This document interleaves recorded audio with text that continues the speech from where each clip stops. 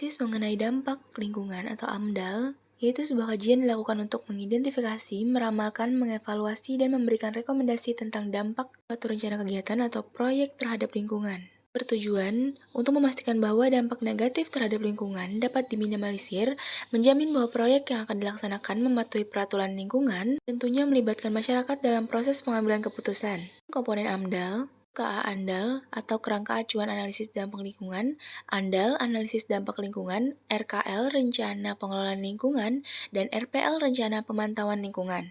Proses AMDAL yaitu penyusunan KA ANDAL, penyusunan ANDAL, penyusunan RKL dan RPL, penilaian dokumen AMDAL, dan kemudian keputusan kelayakan lingkungan.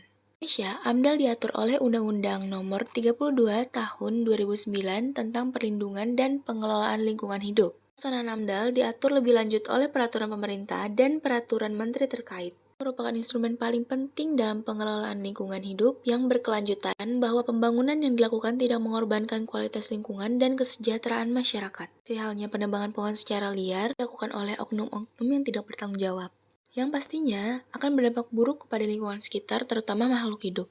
Adapun kegiatan-kegiatan yang mewajibkan adanya AMDAL, kegiatan pertanian, kegiatan kehutanan, pertambangan, industri, energi, infrastruktur transportasi, kegiatan pembangunan perkotaan, kelautan perikanan, pariwisata, pengelolaan limbah, dan juga pertahanan dan keamanan. Proses yang masuk dalam kategori ini biasanya harus melalui proses AMDAL untuk memastikan bahwa dampak lingkungannya diidentifikasi, dievaluasi, dan dikelola dengan baik.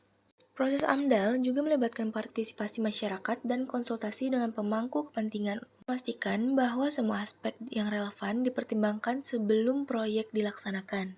Contoh seperti halnya penebangan pohon secara liar yang dilakukan perusahaan untuk menanam sawit kan terjadi dari dulu sampai sekarang, wajib yang namanya AMDAL. Karena kan jika perusahaan tersebut tidak melakukan proses AMDAL, dikhawatirkan dapat berdampak buruk pada lingkungan sekitarnya.